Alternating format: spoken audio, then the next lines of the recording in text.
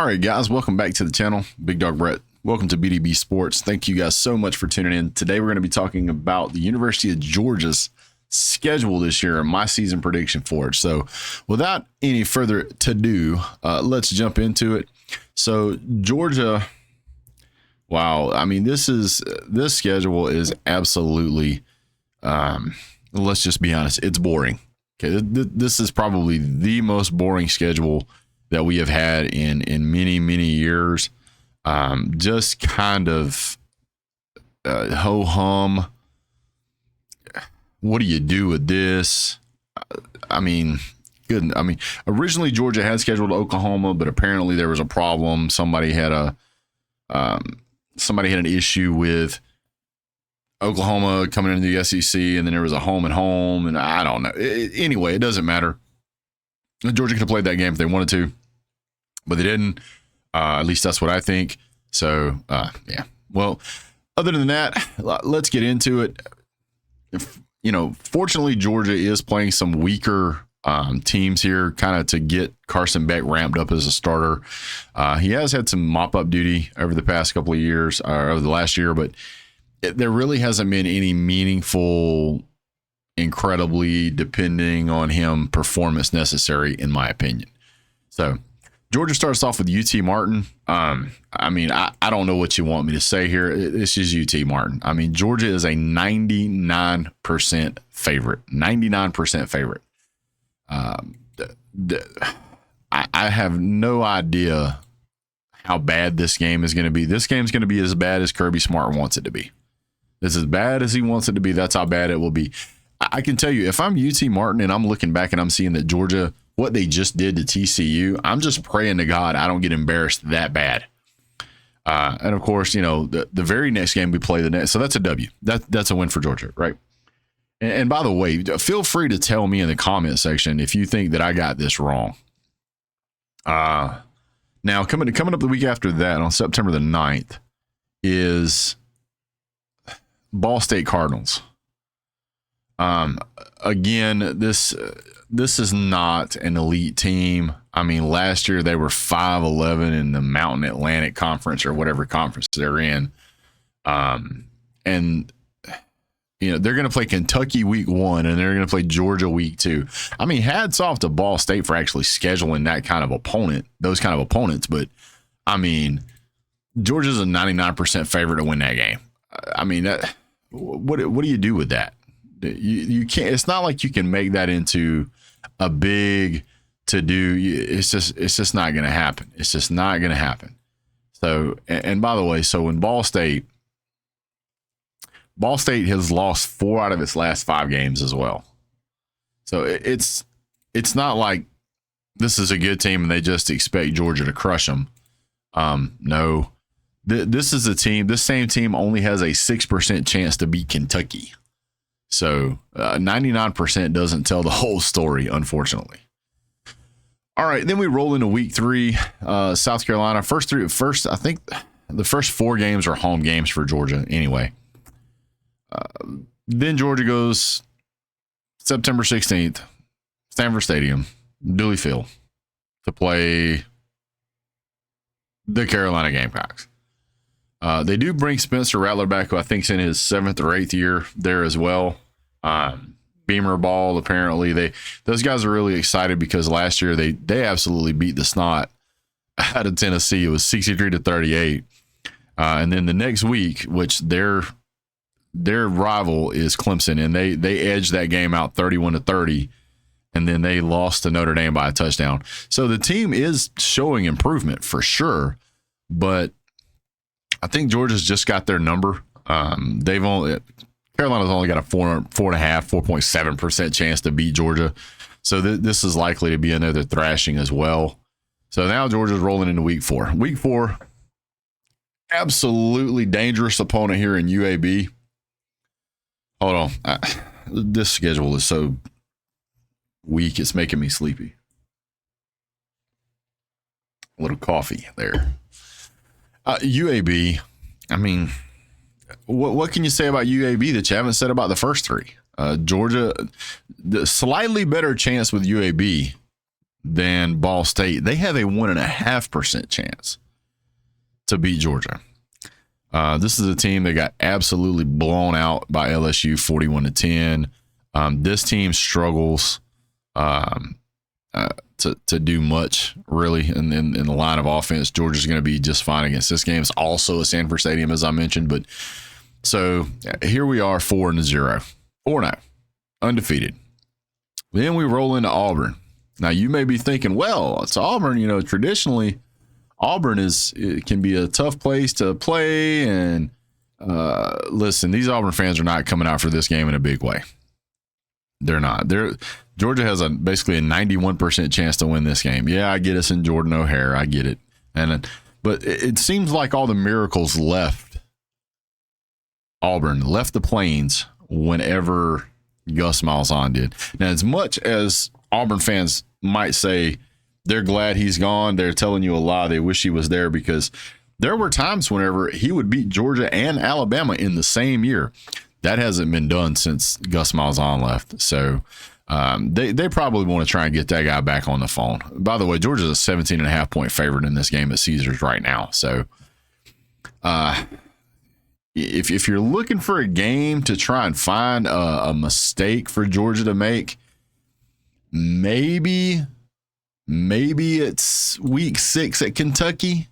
But believe it or not, they're giving Auburn a better chance of beating Georgia than Kentucky is.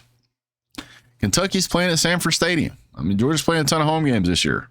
So 7.6%.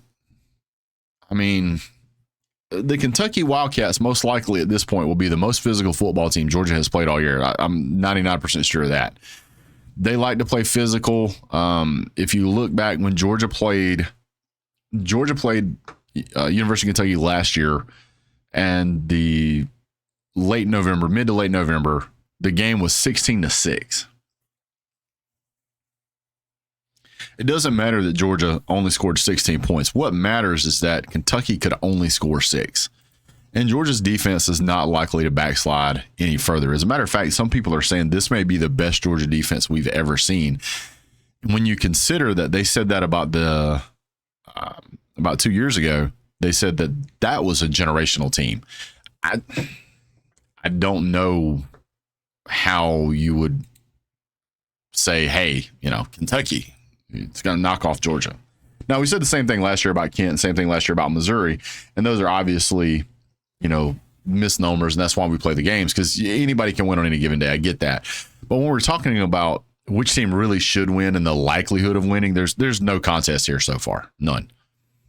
All right, so now we jump in here and we look at Vanderbilt. And then we jump right on past it. It's at Vandy. Nobody cares about that game. That game's done. So it's Vanderbilt.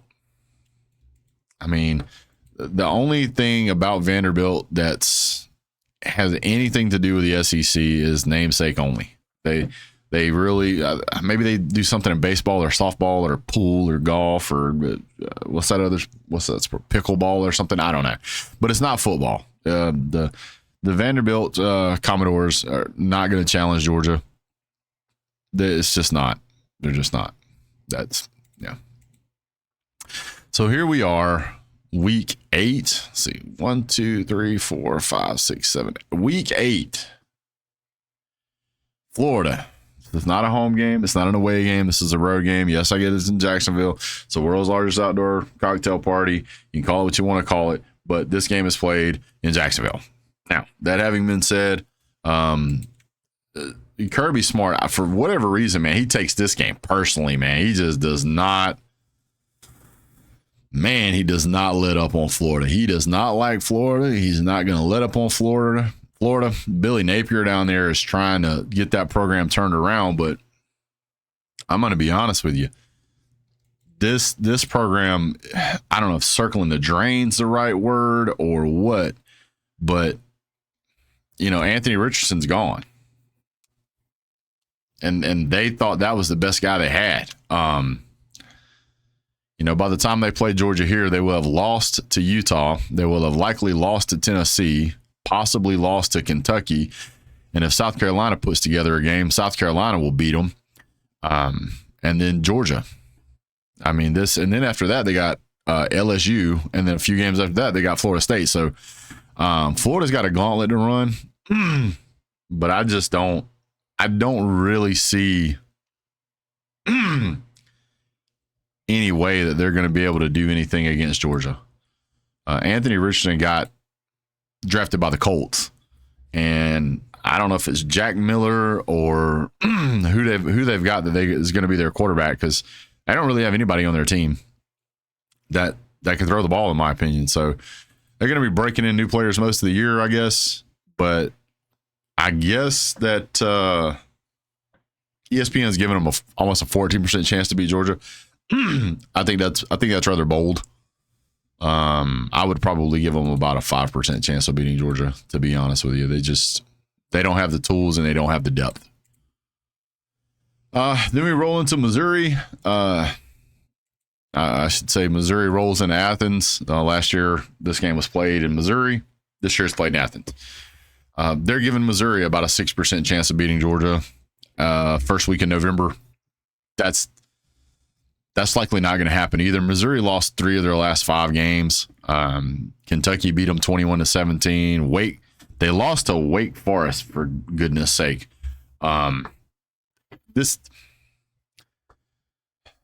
Missouri's going to come down to Georgia. It's going to be a nice, cool Saturday, and it's going to be a beating. It's going to be a beating. They have a decent quarterback in Brady Cook. I mean, he threw for like 65% last year. He threw for like 2,800 yards. But they don't have a run game at all. They don't have a single rusher over double digits attempts and carries that averages more than 5 yards a carry. If you can't run the ball against Georgia, you're probably not going to win. They have a couple of decent receivers, but I mean, I don't know what they're going to do. Their number 1 receiver last year was Dominic Lovett, and guess what? He plays for Georgia now. That was their best receiver. That was their WR1, by the way. And now he's playing for Georgia. So I don't know. I don't know. I don't think they've got a shot at all, but we'll see what happens.